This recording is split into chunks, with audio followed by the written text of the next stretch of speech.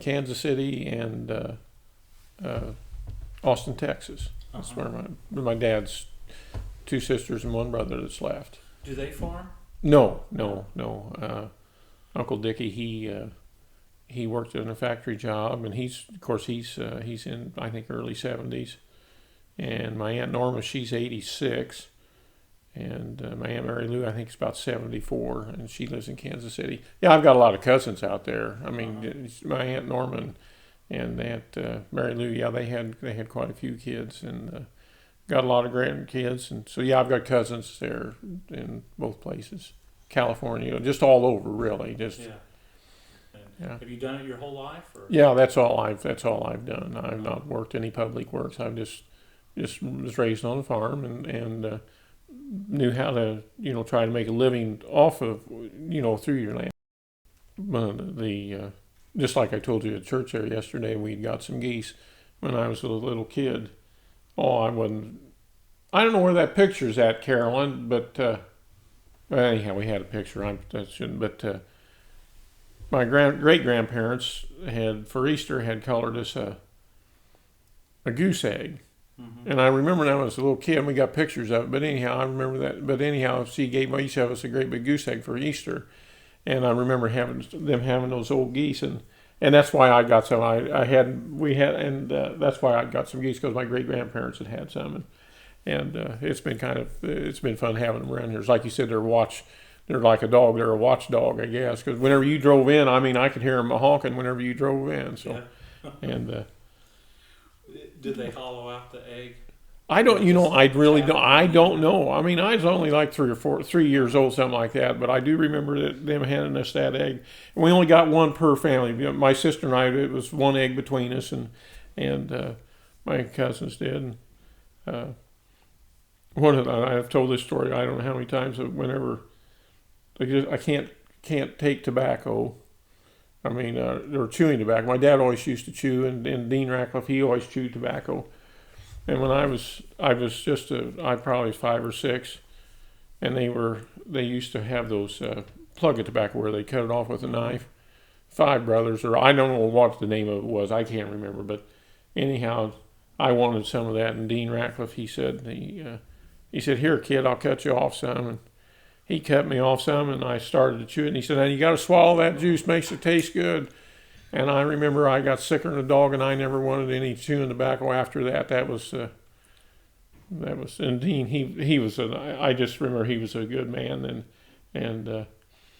but he would like to torment you, and he would. Them little sweat bees would come out. I remember we was harvesting wheat, and of course it was hot and sweaty, and the old sweet sweat bee would land on me, and he'd take his finger and just barely touch it, and it'd sting the shit out of you. I mean, that just a kid like that's some of the things I remember. How old were you with the tobacco? Oh, I wasn't probably 5 or 6. I wasn't very old. No. But gee, our neighbor over here, Gary Youngblood, Dean and Dad. Gary Youngblood started. They got him started farming, and there was a Sam Haddon that they helped start farm, and of course my dad helped me, and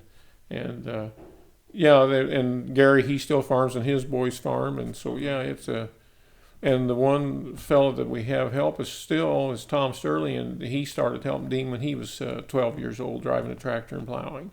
Yeah. So anyhow, it's still carried on from when he was 12 years old. Tom's 65 now, and he still helps me. And he said, "I've been with him all my life." And I said, "Well, that's just about true." So, and Tom's also my cousin on my mother's side. So, it's Is it Tom that's your best friend? Yeah, Tom Shirley. Yeah. He's like I said, his mother was a Spellman, so was my mother. They were his grandfather and my great grandfather were brothers. Mm-hmm. And and I tell Tom he's more Spellman than I am. I said he's one more generation closer to him than I am, but he doesn't like to hear that. So he farms too. No, he doesn't farm. He just helps me. No, he's a truck driver, but now he always his dad farmed and worked at IBM, but then they Rex they had 80 acres and they still got it, and that's, and they rent it out, and so that's, yeah, not everybody farms that they work for them, but there's a couple of them that Gary and Sam that went into farming after they helped Dean. So, Well, now if you were farming so young, you know, Mhm. helping on the farm and stuff, yeah, as you got older and say around 14 or 16 and Mhm. you're in school, how did farming hurt or help you in school? Maybe with your studies or even with socially, you know, meeting other people Oh, or dating and things. And well, now uh, my parents always, they wanted you to do good in school. My grandfather Spellring was a teacher, and he taught at Poland from 1931. He started teaching at Poland. He first started in 1928 at Fish Creek over in Owen County, but then he taught in Poland until they closed it down and moved everybody to Jackson Township, and I think that was in 68 or 69. And he had taught there over 30 some years there. And then my grandmother Trout, she was a school teacher too, and she was she was a math teacher, but she didn't like teaching the older kids. They weren't respectful enough, I guess, and so she went back to she taught grade. At that point in time, you teach grade school or high school, whatever. If you teach high schools, and then she went back to teaching grade school. But she was a math. So yeah, I was encouraged to do good at school. And but yes, I worked when we had cattle and hogs and yeah, it was all it just was. If we got in late at night, you did your homework after that. I mean, that's. Did you ever get in trouble in school? For what reason? You mean just any reason? Just any reason. Just Oh mischievous? yeah, geez, we used to get on the school bus at 7 o'clock in the morning, and sometimes one year it started out we was on the bus at 6:45. And I've told Carolyn these stories. You ride the bus and you ride the bus, and GC's on there forever. And it wasn't anything not to pick on some of the kids. I mean, and one of the boys, I don't know, I got in trouble because we called him Siggy Piggy, and that got him upset. And yeah, I got a whack over Jackson Township for that. And then whenever I was a junior and a senior out at Van Buren, I had a problem that you couldn't chew gum, and I always chewed gum, and I would get whacks, and it was Class 3 citizenship because I wouldn't obey that one rule. But I kind of made up for it. I mean, I always made good grades. I was in the top 10% of the class. Of course, there was only 60 in the class, so I guess that didn't. Or top 2. Yeah. So anyhow, it was yeah. But yeah, I got in trouble at school. That was the minor thing. Dad always did say if you got whack at school, you get it at home. Well, I got him at school, but he didn't do that. I mean, he asked, "What'd you get it for?" And I said, "Chewing gum," and that was a minor infraction, I guess. Yeah. So.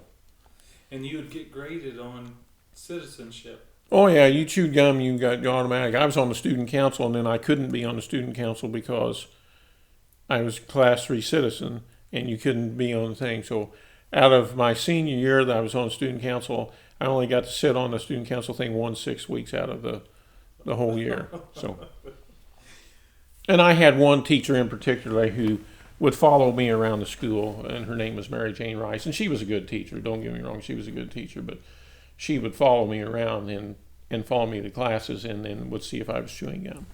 So that was. But we had good teachers. I mean, we had good teachers. We had, and Carolyn will tell you, Tommy Dale Thompson was an excellent math teacher at Van Buren, and this Eleanor Neal, she was our English teacher, and I had her.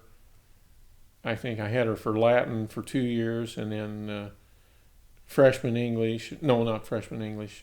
No, maybe it was. And then junior and senior English we had her, and she was really a great teacher. And she's like 96 or 99 now. She and her mind's as sharp as a tack. Really? Yeah, yeah. Mr. Thompson, he's the one. He's passed away, hasn't he? No, not Tommy Dale. No, Tommy No. Dale's. He's I still was here. thinking of a teacher who would. Just heard other people say that he would say, "Put your finner right here."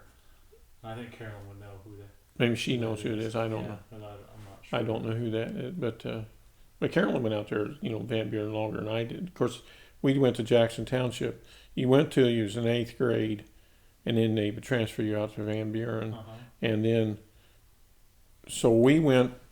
It used to be the 1 through 8. Well, then it got to be that you went through the 7th grade. In the 8th grade, they shipped you out there. Well, then the same year that we went out there in the 8th grade, then they moved the 7th grade too. So then Jackson Township was just 1 through 6 then at that point in time.